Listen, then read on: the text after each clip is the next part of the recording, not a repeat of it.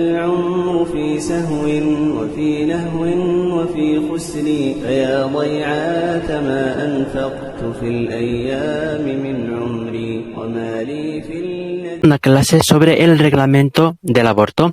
En la primera clase hemos hablado sobre las causas de las relaciones no legisladas, las relaciones haram, prohibidas, entre otras cosas. Y en la clase del día de hoy pues especificaremos más sobre el tema del aborto y responderemos las preguntas de los hermanos o hermanas que tengan, inshallah. نعم. مع الإجهاض أمر ابتلي به بعض الناس في هذا الزمن، لا سيما في بلاد الكفر بعد الحضارة المزمة التي جعلت بني آدم أشباه الحيوانات في التبرج والسفور والعلاقات، وأضعفت إحكام الأب والأم على الأبناء والبنات. نعم. Naam, y es que en la sociedad actual pues se ha hecho tendencia el aborto, sobre todo en esta sociedad pues que hizo a los hijos de Adam, a los humanos como animales, tanto en el tabarrush, que es la exposición de sus cuerpos, en las relaciones que tienen, etc., y debilitó la autoridad de los padres sobre sus hijos, y en las tierras de incredulidad. Naam. وأكثر الإجهاض أسبابه المعاشرة غير الشرعية، سواء برضا الطرفين أو باغتصاب. نسأل الله أن يعافينا وأن يسلمنا من كل محرم. Y la mayoría del ijhad, del aborto que ocurre, es a causa de las relaciones no legisladas, de las relaciones prohibidas, ya sea con consentimiento entre ambos o sin ello en el caso de las violaciones. Y pedimos a Allah que nos proteja de ello. نعم. والإجهاض معناه إسقاط ما تسبب إسقاط الجنين سواء من ابتدائه قبل أن يسمى جنينا أو بعد أن سمي جنينا، فهو إسقاط الحمل. بعبارة أدق، الإجهاض إسقاط ولو أن كان نطفة فإسقاطه يسمى إجهاضا في اللغة المعاصرة. نعم. Naam, y el ijhad en árabe, esta palabra significa hacer caer el feto, ya sea en sus inicios o, es decir, antes de que se considere o se nombre como feto o después. Entonces, el ijhad en el idioma, en la lengua, es hacer caer el embarazo, aunque este sea en sus etapas más iniciales. Naam. والحمل إما أن يكون بطريقة شرعية أو بغير شرعية، فإن كان بطريقة غير شرعية فهذا هو الزنا وهو المهلكة والموبقة.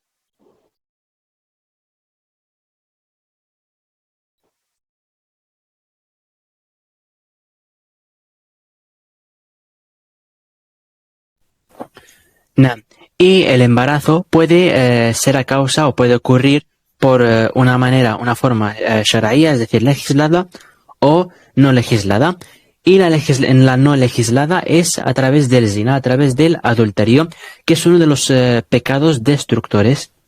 نعم. أما إذا كان الإسقاط وهو المسمى بالإجهاض في اللغة المعاصرة، أما إذا كان الإسقاط في حمل شرعي فله حالان.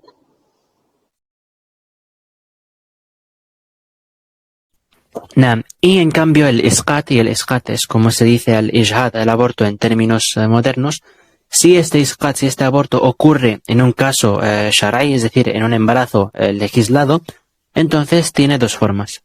Naam. الحالة الأولى بعد نفخ الروح، بعد أن يكون جنينا نفخ فيه الروح بعد أن أصبح حيا، فإسقاط مثل هذا كبيرة من كبائر الذنوب. نعم. Nah. Y estos dos casos pueden ser o antes o después de soplar el alma. El después de soplar el alma es cuando el feto pues ya es un ser vivo, ya tiene el alma en él, y ya se considera que está vivo. Y hacer caer este embarazo, abortar este embarazo, es uno de los grandes pecados. Nah. قال تعالى وكل دليل يدل على شناعة وحرمة قتل النفس يشمل الإسقاط بعد نفخ الروح فيه، كقوله تعالى ومن يقتل مؤمنا متعمدا فجزاؤه جهنم خالدا فيها وغضب الله عليه ولعنه وأعد له عذابا عظيما.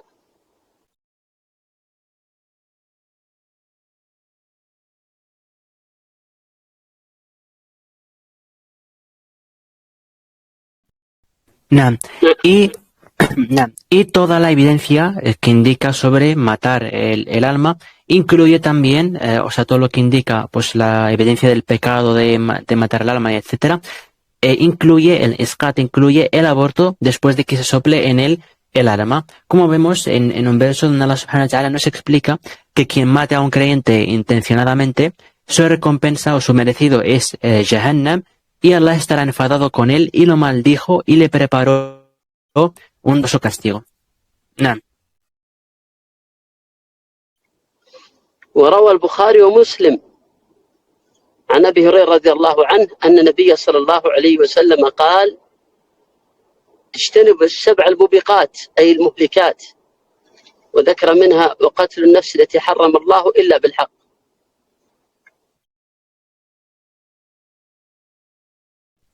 Nam. Y narró tanto Bukhari como Muslim de Abu Huraira radiyallahu anhu que el profeta sallallahu alayhi wasallam dijo: evitad las 7 destructoras, los 7 pecados destructores, y de entre los 7 que narró está el matar a una nafs, matar un alma que Allah prohibió excepto con justicia.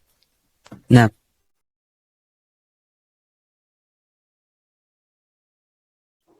وقال تعالى والذين لا يدعون سورة الفرقان معي يا شيخ عمر، سورة الفرقان.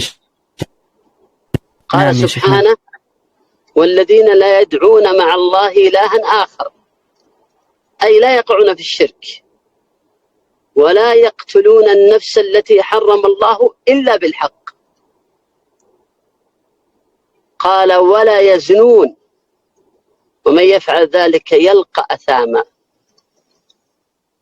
قال يضاعف له العذاب يوم القيامة ويخلد فيه مهانا. أعوذ بالله. نعم. Nam. Y como nos comenta en la sura del Furqan, en el verso 68-69, Allah subhanahu wa ta'ala dice en la traducción aproximada: y los que no invocan junto a Allah ningún otro Dios, ni matan a nadie que Allah haya hecho inviolable, a menos que sea con derecho, ni fornican, pues quien lo haga encontrará la consecuencia de su falta. El día del levantamiento le será doblado el castigo y en él será inmortal envilecido. Y pedimos a Allah subhanahu wa ta'ala que nos proteja. نعم. وروى البخاري عن ابن عمر أنه قال لا يزال المرء في فسحة من دينه، أي في سعة من الدين ما لم يصب دما حراما، أي إذا أصاب دما حراما بأن قتل نفسا محرمة فقد أصبح في ضيق وشدة وكرب ديني يغضب الله غضبا شديدا. نعم.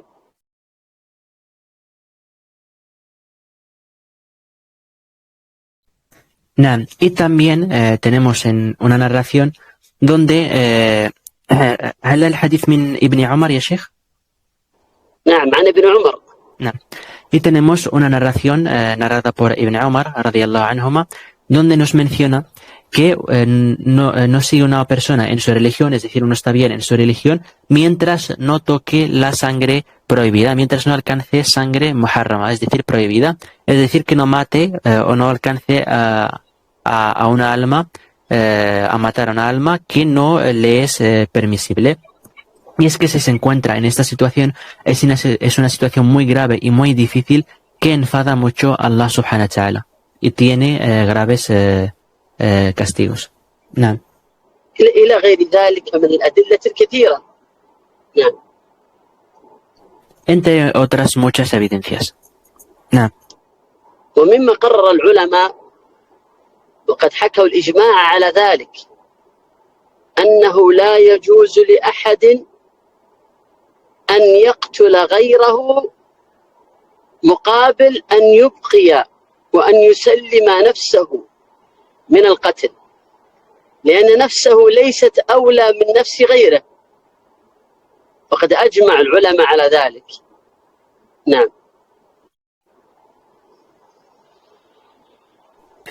Naam. Y de entre lo que dijeron también los ulama, la gente de conocimiento de los eruditos, y tienen consenso en este asunto, todos de acuerdo, es que no es válido para nadie que mate a otro a cambio de que se salve a sí mismo de ser matado, porque su alma no es más prioritaria que la de otro. Naam. هذا كله بعد نفخ الروح، فإن قتله قتل نفس محرمة بما يسمى الإجهاض اليوم. نعم. Naam. Y todo esto después de soplar el alma en el feto. Y matarlo es matar a una alma inviolable, un alma que es prohibido, que está prohibido matar. نعم. وتأتي ها هنا مسألة مهمة. نعم. Y esto es el aborto que mencionamos. Y aquí viene un asunto muy importante. نعم. متى يوصف الجنين الذي في بطن أمه بأن الروح نفخت فيه؟ متى؟ أصح أقوال أهل العلم إذا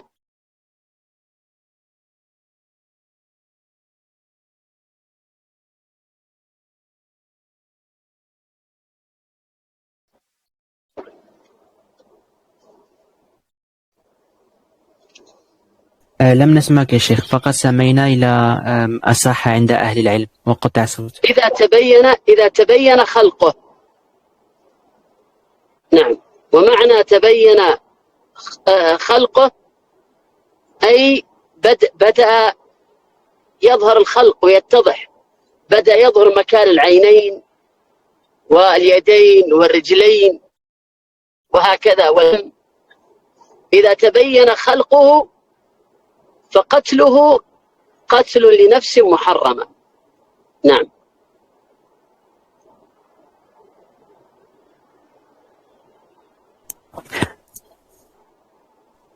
Naam.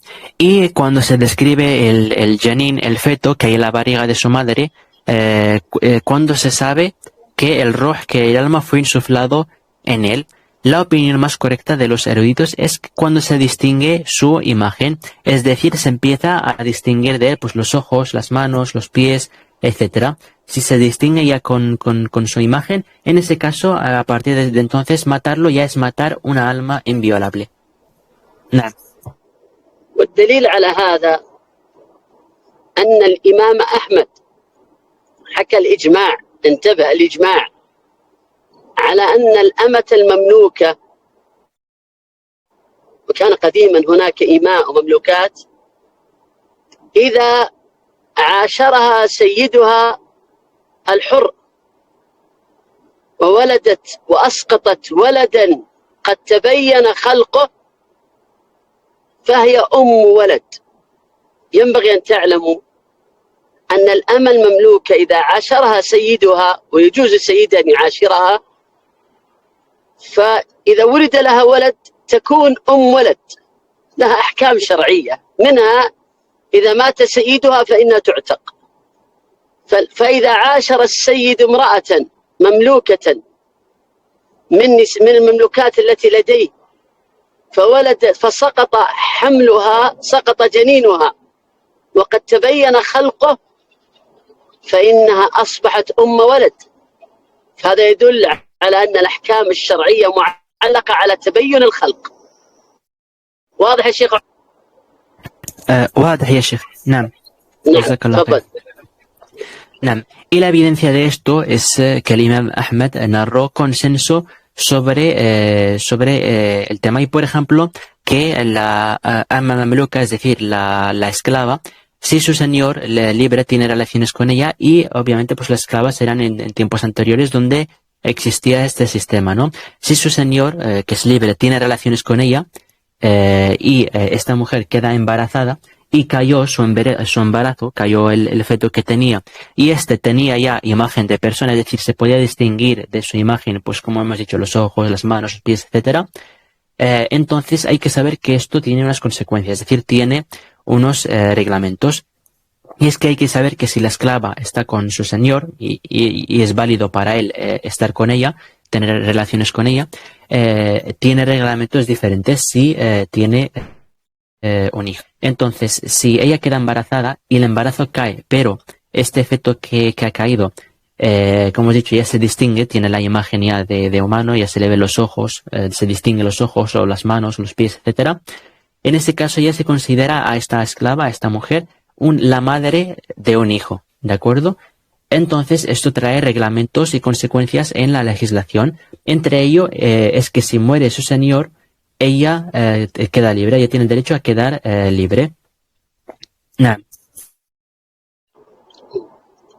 ومن أسقطت ولدها الذي تبين خلقه، ومن أسقط جنينها الذي تبين خلقه، ومن أسقطت جنينها الذي تبين خلقه فلها حالان.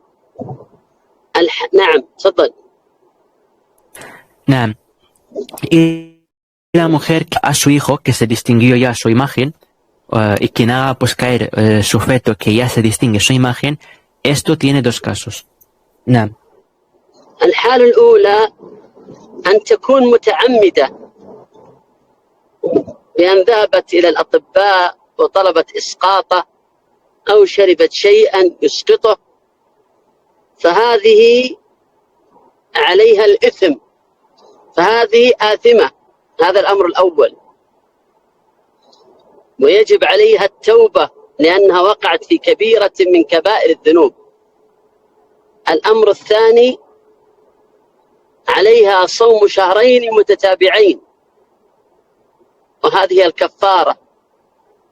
والأمر الثالث، عليها دية، وهي غرة الدين. وغرة العبد هي 5 من الإبل، كما أخرجه البخاري عن أبي هريرة عن النبي صلى الله عليه وسلم. واضح يا أخوي عمر؟ واضح. نعم. الدية هي 5 من الإبل. نعم، كما في حديث أبي هريرة. نعم. عن النبي صلى الله عليه وسلم في البخاري. نعم. نعم. Jazakallah khair. Entonces, para los dos casos que hemos mencionado, el primero es queriendo, es decir, fue a los médicos y pidió el aborto o tomó algo para hacerlo caer el feto, es decir, abortar. Entonces, para esta mujer que hizo esto, decimos que esta tiene el pecado, es pecadora y debe de arrepentirse porque cayó en uno de entre los grandes pecados.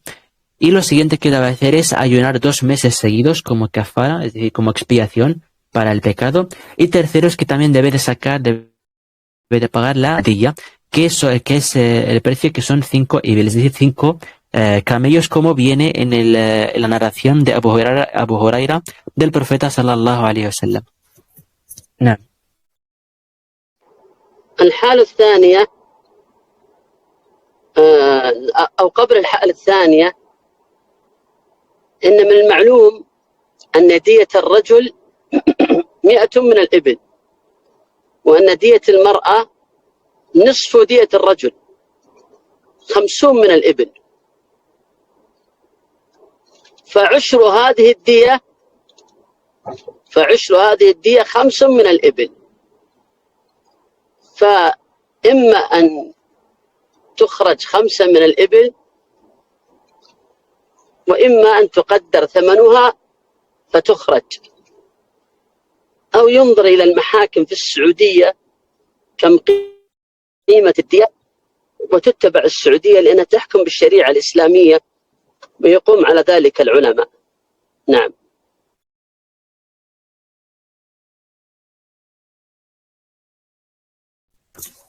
نعم. يعني شيخ، إذا للرجل 100 إبل، للمرأة الدية هي 50 وللعبد 5. غرة العبد 5. نعم. نعم، جزاك الله خير. غرة العبد، غرة بضم الغين. نعم. Entonces, antes del segundo caso, perseguimos con el primero, y es que es sabido que la día, es esto que hay que pagar, que hay que sacar. La día para el hombre son 100 ibil, es decir, 100 camellos, y la día de la mujer es la mitad, es 50 de camellos, y para el esclavo son la décima parte, que son 5 camellos, es decir, la décima parte, que son 5 camellos. Entonces, en el caso que hemos mencionado, o se sacan directamente 5 camellos, o se calcula su precio y se saca. Y se puede hacer esto pues mirando los juzgados de Arabia Saudí, por ejemplo, el precio de la día ahí, ya que ellos siguen con esto y obran con la legislación. Y los eruditos también lo aceptan. No. وهذه الإبل الخمسة للورثة ولا تشاركهم في الميراث، كما ذكر ذلك الزهري فيما ثبت عند عبد الرزاق. نعم. نعم. ذكره أبو الزهري يا شيخ. ذكره التابع الجليل الزهري كما ثبت عند عبد الرزاق. الزهري. Jazakallah khair. Y estos 5 camellos pues van a repartirse, se van destinados a los herederos y no comparte con ellos la herencia. Y así lo mencionó a Zuhri de Abdul Razzaq. نعم. الحالة الثانية أن تسقط الجنين خطأ لا عمدا، وهذه لا إثم عليها. قال تعالى: ربنا لا تؤاخذنا إن نسينا أو أخطأنا، وإنما عليها أن تصوم شهرين متتابعين كما ذكر الله في كتابه. نعم. نعم. Y el segundo caso es que caiga el feto sin querer, es decir, no es intencionadamente, y esta no tiene pecado. Y es que Allah subhanahu wa ta'ala, como vemos en los finales de la Surah del Baqarah, donde Allah subhanahu wa ta'ala nos dice en la oh Allah, no nos hagas contables si olvidamos o erramos. Y lo que debe hacer es ayunar 2 meses seguidos, como así ha dictado Allah subhanahu wa ta'ala. نعم. قال الله عز وجل: وإن كان من قوم عدو لكم وهو مؤمن فتحرير رقبة مؤمنة. ثم قال في آخر الآية: فمن لم يجد فصيام شهرين متتابعين. سورة النساء. نعم.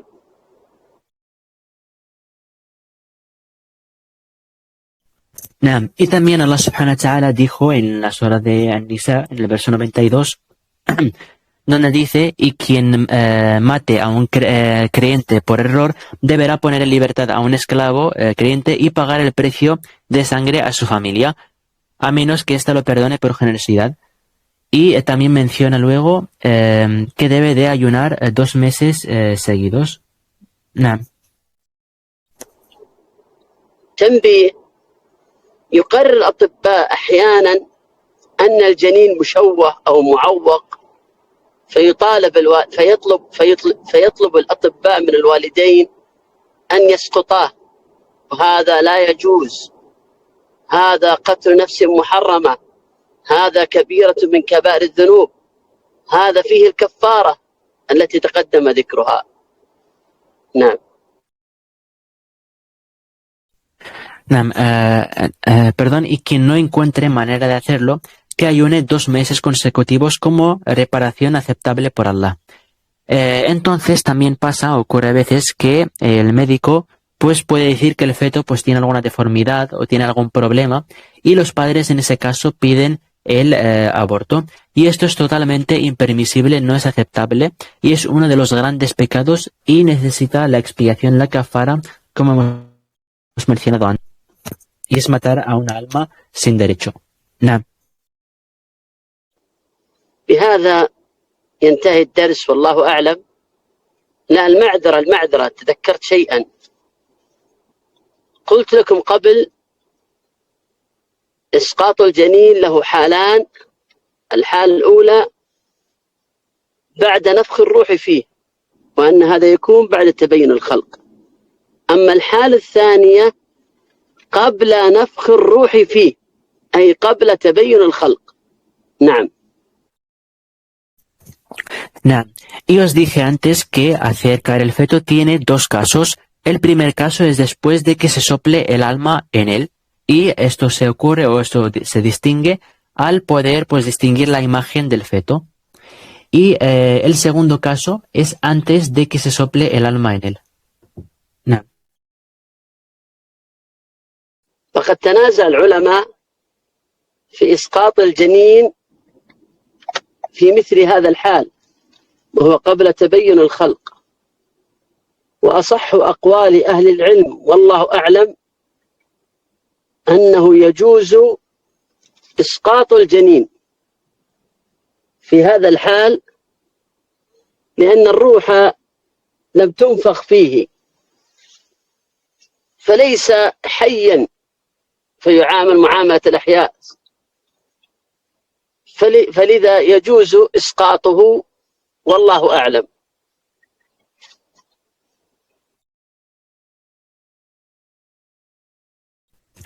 Nah. Y los eruditos en el tema de dejar caer el feto, es decir, abortar el feto antes de que se distinga la imagen del feto, es decir, la imagen humana, que se le distinga los pies, las manos o los ojos, etc. La opinión más correcta entre la gente de conocimiento y Allah sabe más es que es válido hacer caer el feto en un caso como el que hemos mencionado, porque la ruh, el alma, no fue soplada en él todavía, así que no está vivo para tener que tratarlo como los vivos y es válido hacerlo caer y Allah sabe más. نعم. وبهذا ينتهي الدرس. أسأل الله أن يعلمنا ما ينفعنا وأن ينفعنا بما علمنا. وإذا عندكم أسئلة تفضلوا. Y con esto termina la lección y pedimos a Allah subhanahu wa ta'ala que nos enseñe conocimiento beneficioso y nos beneficie con el conocimiento que nos ha dado. Y dicho esto, terminada la lección. ¿Hay alguna pregunta, alguna duda que se le quiera hacer al Sheikh respecto al tema? Adelante, hermano Omar.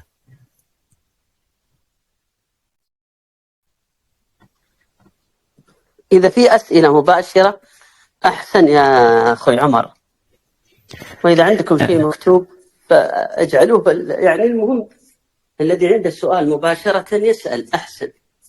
نعم. أظن عندنا سؤال من الأخ عمر. hermano Omar, si tienes una pregunta, adelante.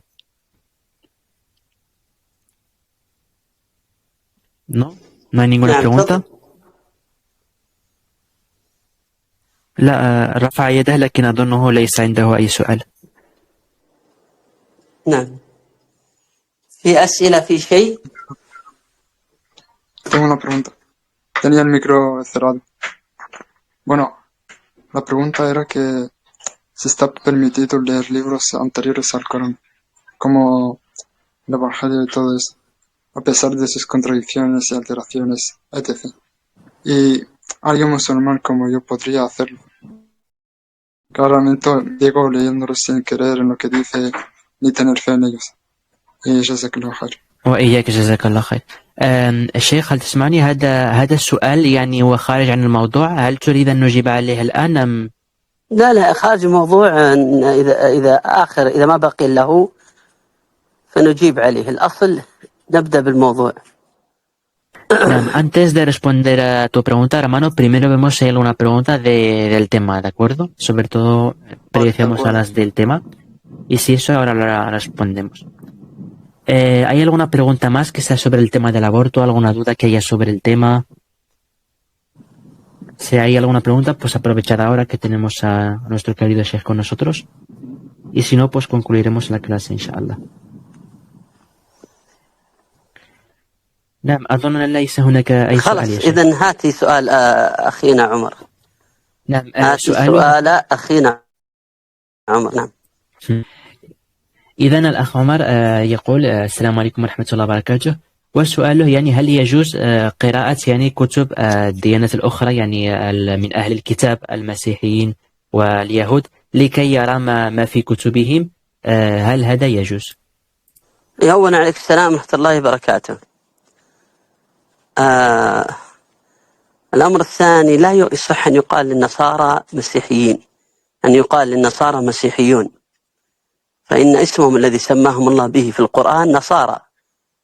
قال الله عز وجل لا تتخذوا يا أيها الذين آمنوا لا تتخذوا اليهود والنصارى أولياء. نعم. Jazakallah khairan, Sheikh. Entonces, la respuesta primero, antes que nada, alaikum salam wa rahmatullahi wa barakatuh. Primero, importante para todos, es que no es válido decir a los cristianos, esto para los que, sobre todo los que hablan árabe, masihiyun, que muchas personas lo usan, pero no es correcto. Y que Allah subhanahu wa ta'ala los ha nombrado como Nasara. Y como Allah dijo, por ejemplo, en un verso, y no toméis a los Yahud o Nasara como aliados, etc.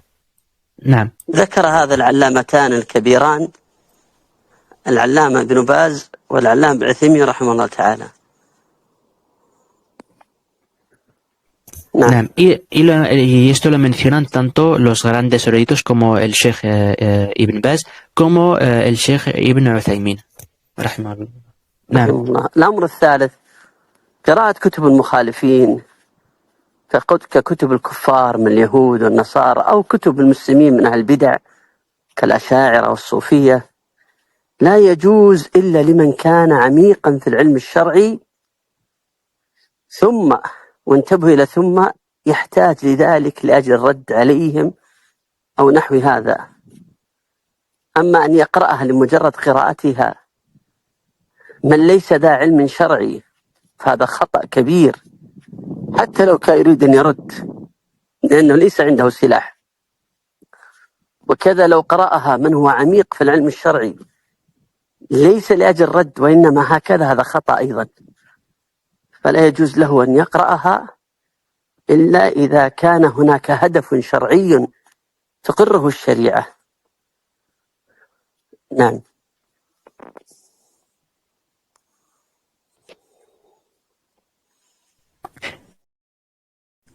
Tanto el leer los libros de los que difieren del credo correcto, ya sea de los Yahud judíos, de los Nasara, los cristianos, o también los musulmanes de la gente de innovación, como por ejemplo los sufis, entre otras sectas y grupos de innovación, no es válido leer estos libros excepto para quien tenga conocimiento profundo, uno, y segundo, lo haga para responderles. Muy importante este asunto, y es que uno no puede ir a hacerlo sin tener el nivel de conocimiento adecuado, aunque la intención sea leerlo para poder responderles a ellos, ya que si no tiene el conocimiento adecuado no tiene con qué defenderse y es un error y está prohibido que lo haga. Y tampoco es válido para el que tiene conocimiento el leerlos si no tiene la intención de responderlos. Entonces solo es válido leer estos libros para un motivo de Shara, un motivo de la legislación que la legislación apruebe. نعم. فقد صح العلامة الألباني ما روى الإمام أحمد وغيره أن عمر بن الخطاب كان معه التوراة، فلما رأى النبي صلى الله عليه وسلم عمر بن الخطاب يقرأ في التوراة قال: أمتهوكون يا ابن الخطاب؟ والله لو كان موسى حيا لما وسعه إلا اتباعي. هذا عمر وهو صاحب العلم، أعلم رجل في الأمة، أعلم رجل في الأمة بعد النبي صلى الله عليه وسلم وأبو بكر الصديق، فكيف بغيره رضي الله عنه. نعم.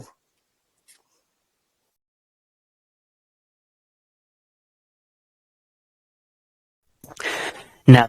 Y tenemos que autenticó el Sheikh al-Albani de lo que narró Imam Ahmad, entre otros, de que Umar ibn al-Khattab radiyallahu anhu tenía la Torah en su mano, el libro que siguen los judíos en ese tiempo en su mano, y cuando el profeta sallallahu alayhi wa sallam vio a Umar ibn al-Khattab sostener este libro y leerlo, le dijo enfadado: ¿estáis confundidos en vuestra religión, oh hijo del Khattab? Si Musa estuviera vivo, no le quedaría más remedio que seguirme. ¿Y de quién estamos hablando? Estamos hablando de Umar ibn al-Khattab, un hombre de grandísimo conocimiento y estatus, y es de hecho el que más conocimiento tenía de la umma, de la nación, de los musulmanes, tras el profeta sallallahu alayhi wa sallam y Abu Bakr radiyallahu anhu. Y si este es el caso de alguien del estatus de Umar ibn al-Khattab radiyallahu anhu, ¿cómo es en el caso de otras personas? نعم. انتهى الجواب. Y con esto terminamos la respuesta, inshallah. ¿Hay alguna pregunta más, alguna duda más que se quiera resolver? Que levante la mano ahora si alguien tiene alguna pregunta.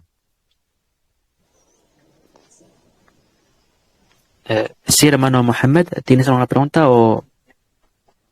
Assalamu alaikum. Alaikum salam wa barakatuh. Verás, primero dale las gracias al SEI por las clases, nos sirven mucho, a mí por lo menos, y a ti por el gran trabajo que haces, que es muy difícil más.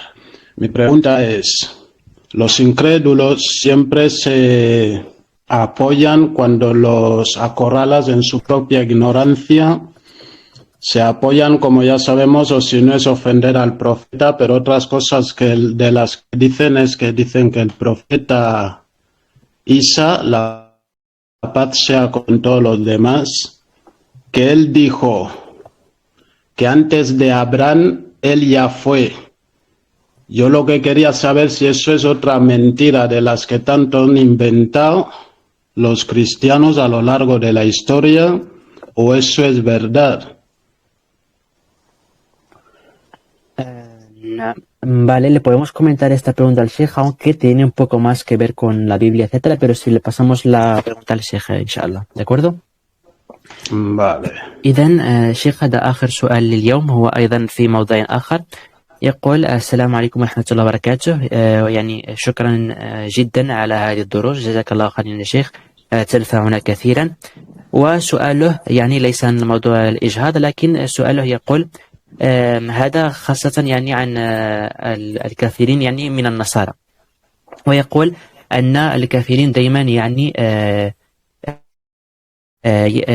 عندما لا يجدون ما يردون به عن الإسلام لأن ليس لهم برهان ويتكلمون إلا بالظن والجهل. فسؤاله يقول هو سمع يعني من بعض النصارى أنهم يحتجون يقولون بأن عيسى قال أنه كان من قبل إبراهيم، فهذا القول الذي يقولون هل هو كذب أم هناك أي شيء على ما يقولون؟ نعم. عليكم السلام ورحمة الله وبركاته. أما هذه الدروس فأسأل الله أن يتقبلها، والشكر لله أولا، ثم لأخينا يوسف، فإن أخانا يوسف حريص على الدروس جدا ويتابعني كثيرا، ثم لأخينا عمر على ترجمته الطيبة وحرصي، ثم لكم على حرصكم وحضوركم، نسأل الله يتقبل منا أجمعين. نعم. نعم. Entonces, lo primero, estas clases pedimos a Allah Ta'ala que las acepte, y el agradecimiento es a Allah Subhanahu wa Ta'ala, y luego también en especial al hermano Yusuf, que Allah esté complacido con él, que siempre está atento para estas clases y se esfuerza muchísimo. Y أما القرآن فهو واضح، فإن عيسى جاء بعد نوح وبعد إبراهيم من جهات. أذكر جهتين يحصل بها المراد. تأملوا في سورة الحديد، ماذا قال الله في أواخرها؟ ولقد أرسلنا نوحا وإبراهيم. ثم قال في الآية بعدها: ثم قفينا على آثارهم برسلنا وقفينا بعيسى بن مريم وآتيناه الإنجيل. فعيسى قفينا أي جاء على أثرهم وبعدهم، فهو جاء بعد إبراهيم عليه السلام. هذا الدليل الأول. أما الثاني، نعم.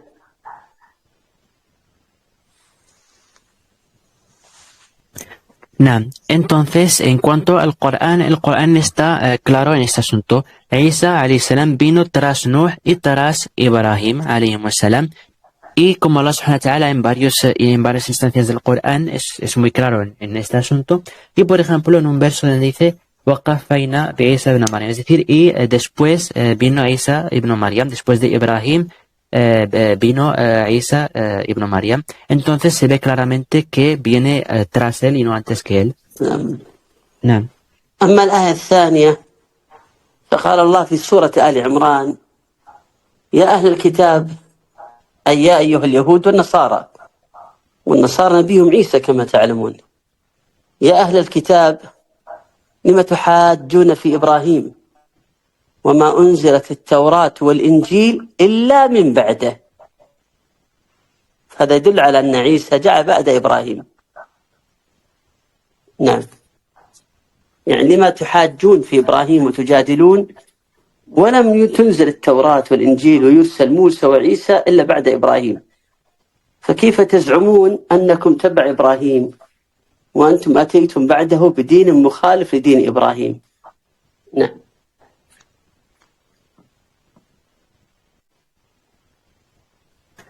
Y también Allah subhanahu wa ta'ala dice en el siguiente verso, en la sura de Ali Imran, en el verso 65, donde Allah subhanahu wa ta'ala dice, la traducción aproximada: di, oh gente del libro, es decir, judíos y cristianos, que los cristianos pues creen en Jesús, di, oh gente del libro, ¿por qué disputáis sobre si la Torah y el Injil no se hicieron descender sino después de él? ¿Es que no razonaréis? Es decir, ¿cómo aclaman seguir a Ibrahim alayhi salam cuando lo que trajeron y innovaron fue mucho después de él? نعم. انتهى الجواب، لكن للفائدة لا يصح أن يقال دائما سيدنا إبراهيم، سيدنا عيسى، سيدنا موسى، سيدنا محمد، سيدنا أبو بكر، سيدنا عمر. هذا لم يفعله السلف، ولو كان خيرا لسبقونا إليه. قد يقال أحيانا لكن ليس دائما. نعم. نعم. Y con esto termina la respuesta para esta pregunta. Y también para añadir un beneficio, es que no es válido decir siempre Sayyiduna, es decir, como nuestro Señor, sería una forma de decirlo, ¿no? Ibrahim o Isa o cualquier nombre antes de esto, es decir, usar esta descripción, ya que esto no es algo que hicieron los Salaf, y si fuese algo bueno, lo habrían hecho. O sea, decirlo algunas veces no pasa nada, pero decirlo siempre no es correcto. Y con esto terminaremos para esta pregunta y para la clase del día de hoy, inshallah.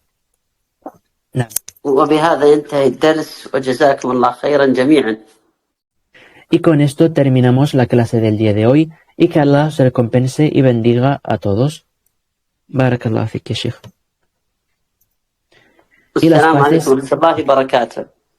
Y las paces y bendiciones sean sobre el profeta Muhammad sallallahu alayhi wa sallam. Wassalamu alaikum wa rahmatullahi wa barakatuh. يا عبادي الذين آمنوا إن أرضي واسعة فإياي فاعبدون كل نفس ذائقة